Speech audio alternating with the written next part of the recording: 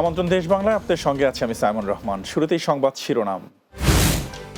যশোরের অভয়নগরে বেড়েছে পানের আবাদ, স্থানীয় বাজারের চাহিদা মিটিয়ে এখানকার পান যাচ্ছে দেশের বিভিন্ন প্রান্তে।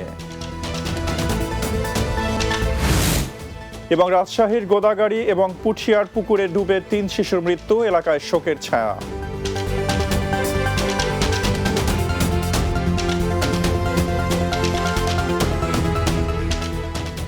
শুনছিলেন শিরোনাম, এবার যাব পুরো খবরে।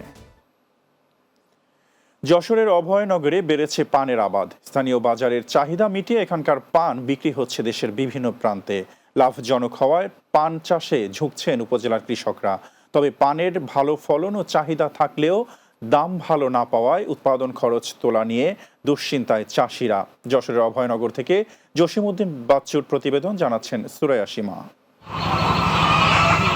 যশোরের অভয়নগর উপজেলার বিভিন্ন গ্রামে রয়েছে পানের বরজ। এখানকার পান সুস্বাদু হওয়ায় চাহিদা রয়েছে বেশ, আর প্রতি বছর বাড়ছে পানের আবাদ। রাজধানী ঢাকা সহ দেশের বিভিন্ন স্থান থেকে পাইকাররা আসেন পান কিনতে।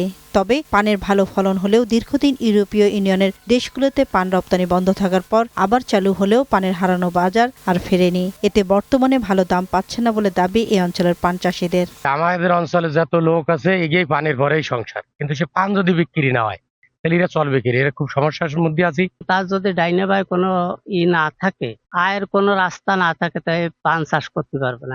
অভয়নগরের প্রায় লক্ষাধিক মানুষ প্রত্যক্ষ বা পরোক্ষভাবে পান চাষের সাথে জড়িত। ফসলি জমি সহ পতিত জমিতে পানের চাষ করছেন চাষিরা। ইতোমধ্যে এর খ্যাতি ছড়িয়েছে দেশ জুড়ে। চাষিরা বলছেন, পানের কোনো প্রকল্প এ উপজেলায় নেই। পান এবং পান চাষিদের উন্নয়নে প্রকল্প গ্রহণ করা জরুরি।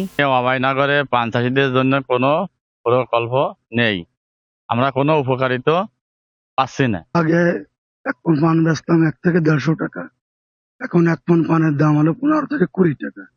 এরকম যদি পানের দাম থাকে তাহলে আমরা চাষি তো বাঁচে থাকতে পারবো না। এবছর অভয়নগর উপজেলায় 500 হেক্টর জমিতে পানের আবাদ হয়েছে। পান চাষ বিষয়ক কোনো প্রকল্প এখানে আসলে বাস্তবায়ন হয়নি। যদি ভবিষ্যতে এর অন্তর্ভুক্ত করা যায় উপজেলাতে, তাহলে পান চাষের আবাদ আরো বেশি বৃদ্ধি করা সম্ভব। অভয়নগর উপজেলায় ঝালপান ও সাঁচি পানের চাষ করা হয়। এবছর 7,800 মেট্রিক টন পান উৎপাদনের লক্ষ্যমাত্রা ধরা হয়েছে। Desk report, Bangla TV. ব্রাহ্মণবাড়িয়ার আখাউড়া উপজেলা পরিষদের সাবেক ভাইস চেয়ারম্যান ও নিষিদ্ধ ঘোষিত উপজেলা ছাত্রলীগের সাবেক আহ্বায়ক মুরাদ হোসেন ভূঁইয়াকে গ্রেপ্তার করেছে পুলিশ। ঢাকা আন্তর্জাতিক বিমানবন্দরের ইমিগ্রেশন থেকে তাকে গ্রেপ্তার করা হয়। বিদেশ যাওয়ার চেষ্টাকালে মামলা থাকার কারণে ইমিগ্রেশন পুলিশ প্রথমে তাকে আটক করে, পরে আখাউড়া থানার বিস্ফোরক আইনে মামলায় থাকায় তাকে আখাউড়া থানা পুলিশের কাছে সোপর্দ করে ইমিগ্রেশন পুলিশ। এ তথ্য নিশ্চিত করেছেন আখাউড়া থানার ওসি মোহাম্মদ সমিউদ্দিন। চাঁদপুর 4 আসনে জনমত জরিপের ভিত্তিতে মনোনয়নের দাবিতে উপজেলা বিএনপির গণমিছিল সমাবেশ অনুষ্ঠিত হয়েছে। সোমবার উপজেলার ফকির বাজার থেকে গণমিছিলটি বের হয়, পরে হাজীগঞ্জ রামগঞ্জ মহাসড়ক প্রদক্ষিণ করে মনতলা বাজারে গিয়ে সমাবেশ মিলিত হয়। এতে প্রধান অতিথি হিসাবে বক্তব্য রাখেন উপজেলা বিএনপির যুগ্ম আহ্বায়ক ডাক্তার আবুল কালাম আজাদ। এ সময় উপজেলা বিএনপি অঙ্গ সংগঠনের হাজারো নেতাকর্মীরা অংশ নেয়।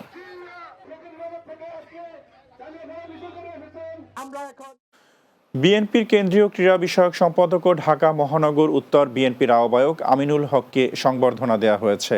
তিনি ঢাকা থেকে লঞ্চ যোগে ভোলায় আসলে দলীয় নেতাকর্মীরা তাকে সংবর্ধিত করেন। এ সময় উপস্থিত ছিলেন ঢাকা মহানগর উত্তর শ্রমিক দলের সদস্য সচিব কামরুল জামান, জেলা শ্রমিক দলের সভাপতি শহীদুল আলম মানিক সহ অন্যান্যরা। পাবনার ঈশ্বরদীতে পাকশী ইউনিয়ন বিএনপির পক্ষ থেকে মতবিনিময় সভা অনুষ্ঠিত হয়েছে। ইপিজেড মোড়ে এই মতবিনিময় সভার আয়োজন করা হয়। এতে প্রধান অতিথি ছিলেন উপজেলা বিএনপির সাবেক সভাপতি মুক্তিযোদ্ধা শামসুদ্দিন আহমেদ মালিথা, মনিরুজ্জামান টুটুল সর্দারের সভাপতিত্বে। এ সময় শ্রমিক দলের কেন্দ্রীয় নেতা আহসান হাবিব, বিএনপি নেতা আব্দুল মান্নান, রঞ্জু আলী, সেন্টু সর্দার সহ বিভিন্ন পর্যায়ের নেতৃবৃন্দ উপস্থিত ছিলেন। রাজশাহীর গোদাগাড়ি এবং পুঠিয়ায় পৃথক পুকুরে ডুবে 3 শিশুর মৃত্যু হয়েছে। রাজশাহী জেলার গোদাগাড়ি উপজেলার মাথাভাঙা এবং পুঠিয়া উপজেলার কানাইপাড়া গ্রামে ঘটনা ঘটে। জানা গেছে, গোদাগাড়ি উপজেলার মাথাভাঙা গ্রামের রুহুল আমিনের শিশুকন্যা কারিমা খাতুন ও মুহাম্মদ রাব্বুলের ছেলে মোহাম্মদ রাফি খেলার সময় বাড়ির পাশের ছোট পুকুরে পড়ে যায়। পরে তাদের উদ্ধার করে হাসপাতালে নেওয়া হলে চিকিৎসকরা মৃত ঘোষণা করেন। অপরদিকে পুঠিয়া উপজেলার কানাইপাড়া গ্রামের ২০ মাসের শিশু রাশাদের পানিতে ডুবে মৃত্যু হয়। আশুলিয়ায় হত্যার হুমকি, জীবনের নিরাপত্তা চেয়ে সংবাদ সম্মেলন করেছেন স্থানীয় ডিস্ট ব্যবসায়ী যুবক রবিন হোসেন। আশুলিয়ার জামগড়া রূপায়ণ এলাকায় নিজ বাড়িতে এই সংবাদ সম্মেলন করেন তিনি। এ সময় ভুক্তভোগী সংবাদ সম্মেলনে লিখিত বক্তব্যে জানান, জামগড়া এলাকায় মাদক ব্যবসা, ছিনতাই ও দোকানপাটে ভাঙচুর সহ নানা অপকর্ম চালাচ্ছে একটি অপরাধী বাহিনী। এ নিয়ে প্রতিবাদ করায় বারবার তাকে হত্যার হুমকি দেওয়া হচ্ছে এবং একাধিকবার বাড়িতে হামলা চালানো হয়েছে। এ বিষয়ে থানায় অভিযোগ করেছেন ভুক্তভোগী। সংবাদ সম্মেলন থেকে জীবনের নিরাপত্তা চেয়ে প্রশাসনের হস্তক্ষেপ কামনা করেন তিনি।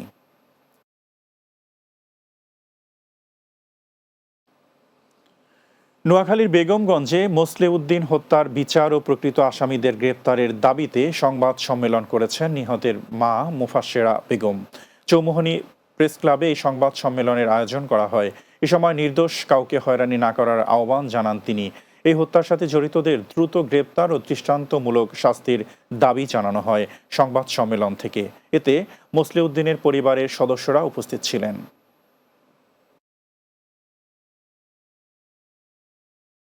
দেশ বাংলা নিচ্ছে একটি বিরতি, ফিরে এসে অন্যান্য সংবাদের সঙ্গে আরজা থাকছে। শারীরিক প্রতিবন্ধী হলেও হার মানেনি জসিমউদ্দিন, 2 পায়ে ভর করে চালিয়ে যাচ্ছেন জীবনের কঠিন সংগ্রাম।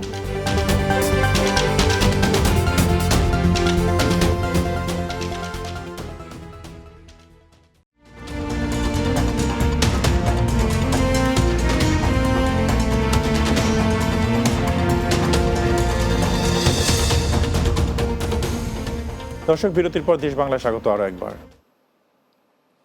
পরিবারের বড় সন্তান হয়ে জন্ম নেয়া জসিমউদ্দিন বাবা মায়ের কোলে আলো জ্বালালেও শারীরিক প্রতিবন্ধকতার কারণে থমকে যায় তার স্বাভাবিক জীবন। তবে হতাশার কাছে হার মানেননি তিনি। 2 পায়ের উপর ভর করে চালিয়ে যাচ্ছেন জীবনের কঠিন সংগ্রাম। এগিয়ে নিয়ে যাচ্ছেন নিজের লেখাপড়া। ফরিদপুরের সদর উপজেলা প্রতিনিধি নুরুল ইসলামের প্রতিবেদন, জানাচ্ছেন সুরায়া সীমা। ফরিদপুরের সদরপুর উপজেলার হানিফ তসরিন দম্পতি একসময় ভেবেছিলেন তাদের ছেলে সমাজের অভিশাপ হয়ে রয়ে যাবে, কিন্তু সেই আশঙ্কা ভুল প্রমাণ করে জসিমউদ্দিন এখন সমাজের অনুপ্রেরণা।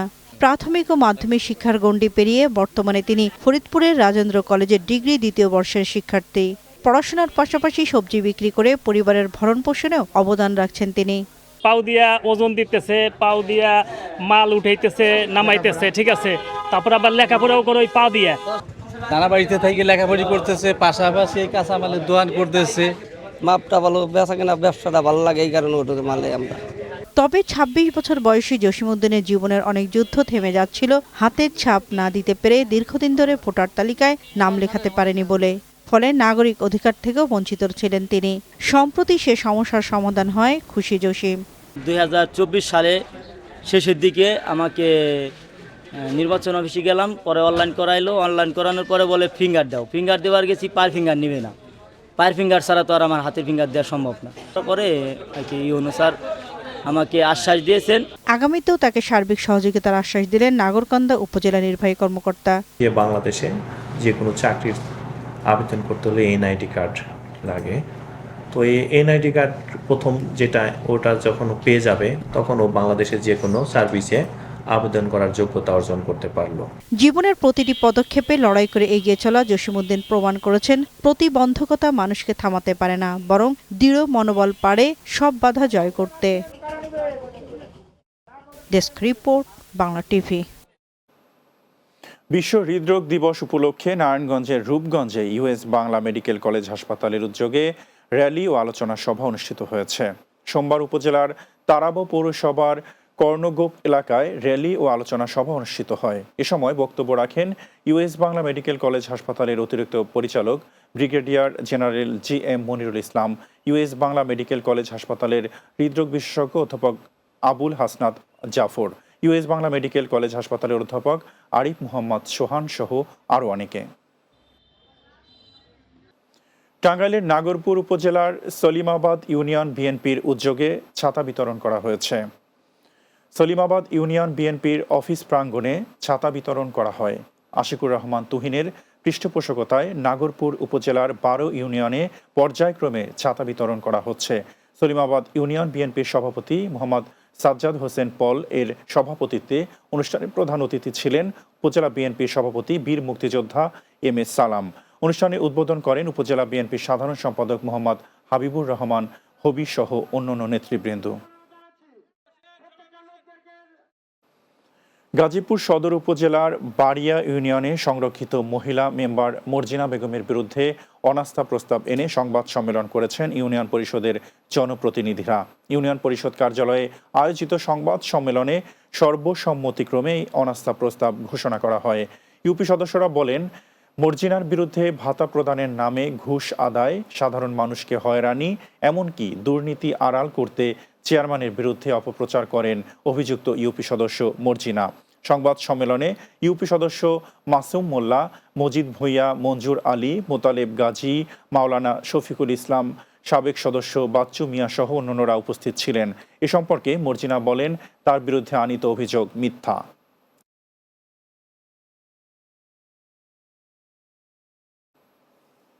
শেষ করব দেশ বাংলা, যাওয়ার আগে শিরোনামগুলো আরও একবার। যশোরের অভয়নগরে বেড়েছে পানের আবাদ, স্থানীয় বাজারের চাহিদা মিটে এখানকার পান যাচ্ছে দেশের বিভিন্ন প্রান্তে। রাজশাহীর গোদাগাড়ি এবং পুঠিয়ায় পুকুরে ডুবে 3 শিশুর মৃত্যু, এলাকায় শোকের ছায়া।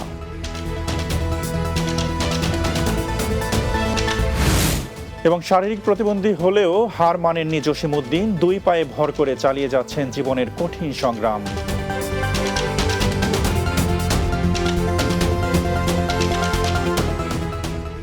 এই ছিল দেশ বাংলা। আমাদের পরবর্তী সংবাদ বিকেল 4টা 30 মিনিটে দিনের বাংলা দেখার আমন্ত্রণ রইল। এতক্ষণ সাথে থাকার জন্য ধন্যবাদ সবাইকে।